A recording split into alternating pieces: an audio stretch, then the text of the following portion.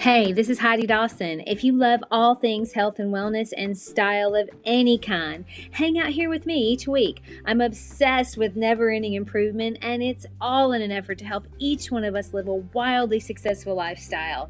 Subscribe today so you don't miss a thing. Hi, guys. Welcome to episode 540 of the Wildly Successful Lifestyle Podcast. So I'm curious how many of you guys listening have a daily meditation practice. It's so helpful to our journey here because in a way it opens up a whole world of things we wouldn't normally experience. I'll give you an example. For me, my parents gave me a small wooden clock for my college graduation. It's a Frank Lloyd Wright style clock, and I love it.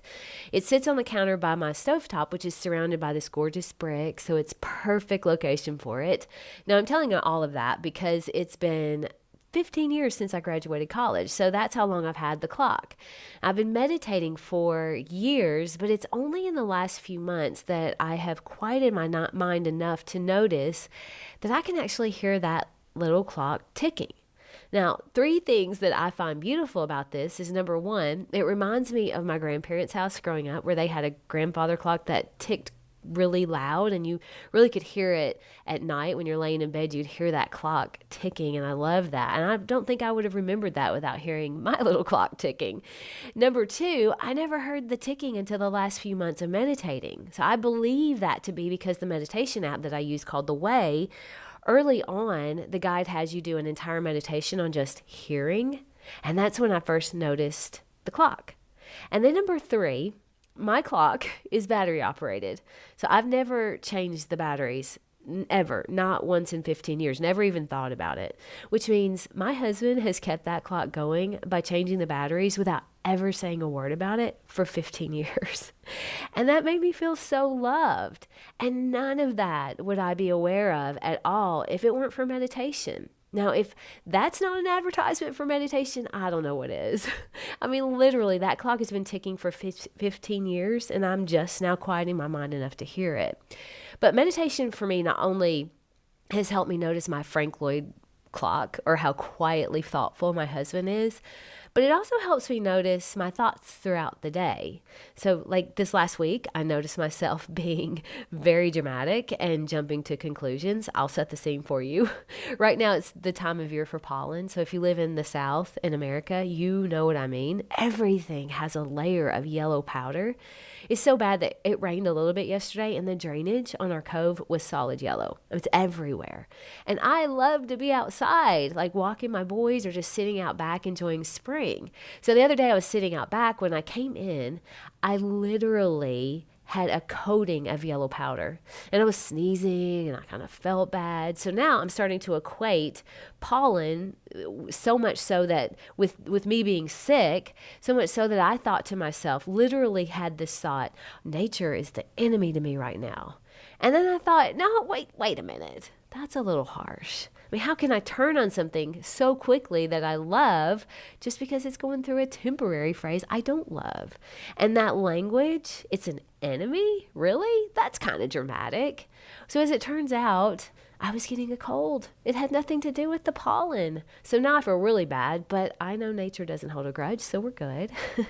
But it got me wondering, what other times have I jumped to conclusion by creating something in my head and then used dramatic language to make things worse? Have you ever done that? Is there a pollen in your life that maybe you're judging too quickly, or maybe there's language you're using that makes things worse than they really are? When it comes to language, the words that we use influence us. We were at dinner recently with friends, and one of our friends ordered chicken. Now, our food comes out, and we're all sitting there starting to eat, and our friend, who's kind of a funny guy, all of a sudden pushed his plate away and said, I'm sorry, I can't eat this. It looks so disgusting. It's going to make me sick if I look at it one more time. Now, at first we thought he was joking, trying to be funny, because he was being dramatic. But we realized he was serious, so now we're all looking at his chicken. And it does have like a pink color to it, which we find out a little later is due to the brining technique they use. But that did not matter to our friend at all. The idea of eating pinkish chicken had literally done him in. So he had assumed it was undercooked when it's really just a cooking method. Not a great one if you ask me, but no one really did, so it's fine. But to the restaurant's credit, they quickly carried the plate away after assuring it wasn't undercooked. It was just their brining technique, but they'd get him something else right away. He went on to have a different meal, and he enjoyed it all as well. So you see, the language he used, though, was so dramatic. There was no amount of persuasion of the chicken being cooked that was going to get him to even try one bite. He had convinced himself it was disgusting, and that was it. Is there an area in your life maybe where the language you're using is influencing you, maybe making a situation worse than it really is?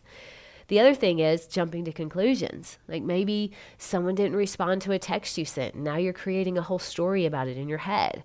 I was on a group chat recently, and one of my friends sent a response like a day or two later with a note that said, "Hey guys, forgot to hit send." Who hasn't done that? Like, I feel like I'm the queen of forgetting to hit send. It's little things like that, though, that can have us creating stories in our head that have nothing to do with reality, like me blaming the pollen when I was really just coming down with a cold.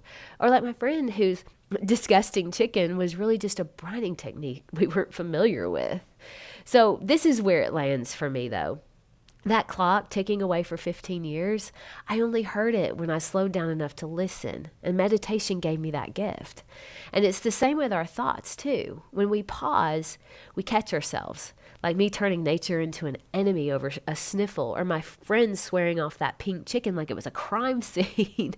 We jump to these crazy conclusions, and the words we use, they just crank up the drama way past where it needs to be. I mean, enemy, disgusting, ignored. Those are pretty big labels for kind of small moments. What if we use that quiet space meditation gives us to notice our stories before they run wild? So yeah, I'm sneezing, but let's figure out why before I declare war on trees. Or if a text goes unanswered, remember the times you forgot to hit send before you create a story about that person ignoring you. It's not about being perfect. It's about catching ourselves in the act of choosing words that keep us grounded, not spiraling. My challenge to you today is to think about your own pollen or pink chicken moment. Is there something lately where you maybe jumped the gun or let dramatic language take the wheel? Because look, if I can hear a clock tick after 15 years and also realize my husband's a battery superhero, I bet there's something magical waiting for you to notice once you slow down and listen to. Share this with 3 magical friends. I love you guys. I'll talk to you in a few days. Don't forget to subscribe and share with your friends, because we're just going to keep going bigger and better places together, and I love that about us. Talk to you in a few days.